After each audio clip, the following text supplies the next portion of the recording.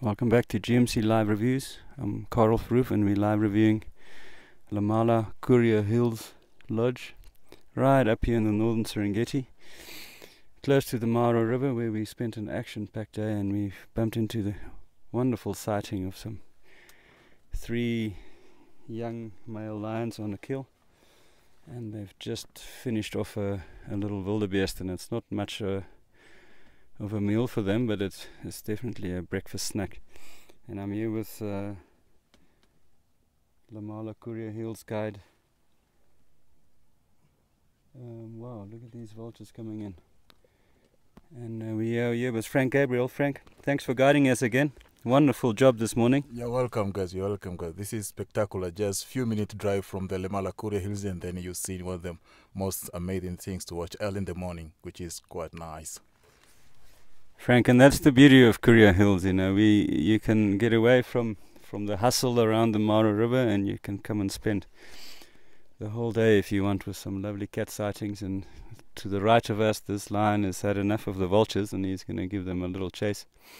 Very protective of the last little scraps that there is, and it's just so interesting to see. And you'll just see the vultures fly off, and then he will probably come back to his 2 brothers here on this side. But Lemala Kuria Hills, perfect location, 20 minutes from the river itself, Maro River itself, if you want to see some wildebeest crossings like we've done yesterday afternoon.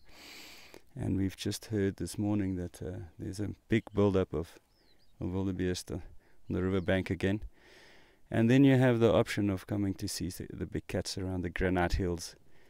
We spent the morning listening to leopard around camp, and lions calling last night, almost through the night. So this is perfect big cat country, and you can see here this morning that you don't have to go far to bump into them. So a perfect location for all year round game viewing, with some very good resident game around the hills here. So I actually believe it's wonderful to come here out of migration time, because then the big cat sightings are spectacular. Lots of leopard and lion around, and then obviously if you are a migration enthusiast, then you can come experience some crossings. And we just saw some big numbers, big herds moving in from the south, from the western corridor side, and you see these youngsters trying to protect the last of their scraps. Oversized paws still, so they're still growing into their paws, and they must be a year and a half or so old. Just left their pride, and it seems that they're going to be a coalition of three brothers, and they'll have to grow into their manes and get a bit of confidence, and in a couple of years' time they will probably have their own pride here in the area. So wonderful to see that it's going really well with the lions. And look at that one, and you see how they don't touch the stomach at all. It's incredible how they can eat all around a wildebeest stomach without opening it up. Let's see what he does now. He's going to probably try and move it, or sometimes they try and scrape some grass or something over the stomach content, and the jackal will try and get a few scraps. 4 species of vulture around at the moment, with the 2 bigger species of lappet-faced and Ruppel's vultures, and they can kind of open up carcasses. And then the more common white-back vulture, and then we saw a lovely hooded vulture right next to the jackal there. There's a hooded vulture, which is quite nice to see. And you see the lion know that the stomach is what's attracting everything, and that's why they kind of drag their keel away from the stomach if they can, or sometimes kind of cover it up with grass or something. And you'll see now, the moment the stomach smell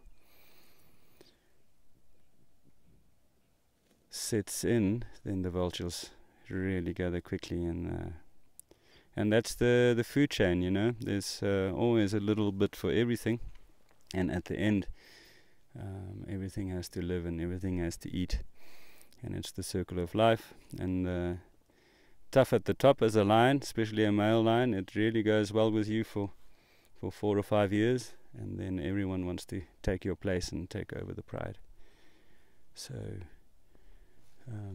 wonderful sighting this morning, and the other two brothers there on the right of us interacting, and he's going to now try and move away from the stomach area, and you can see why he wants to stay away from all the vultures in action. But one marabou stalk in there, and they're also omnivores, and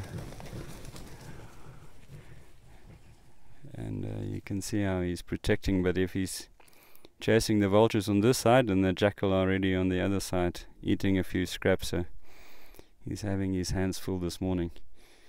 And you'll see one brother coming back to kind of come and help, but there's not much left at the moment. But what an incredible sight to see. And I'm Carl Froof from GMC Live Reviews. We're live reviewing Lemala Kuria Hills Lodge, right here at the Kuria Hills, Wagakura area, south of the Mara River, just south of the Mara River in this Serengeti, East Africa.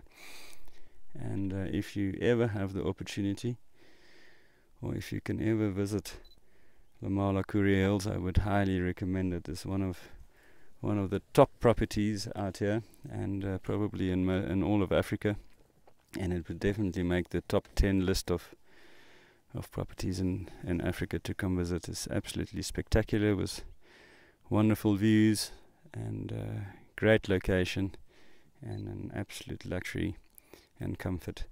But we'll show you the lodge a little bit later today, so stay tuned for that. And we'll show you the finer details of the rooms, and we'll do a main camp review, and we'll do a sustainability review. They're running the lodge on incredible sustainability principles, with solar and good water, and very nice principles that Lemala is using to run the lodge, supplying water to most of the northern Serengeti, but we'll show you that a little bit later. I'm Carl Froof. Just enjoy how quickly these vultures, you'll see this spotted ones are the rupals, and then the normal brown ones there are the white-backed vultures, the hooded vulture. There's a one right on the left, and there should be a couple of lappet-face vultures moving in, the two big ones on the right there, and they'll probably the dominant vulture species, the lappet-faced, and they will probably move in and work their way into the last bits there.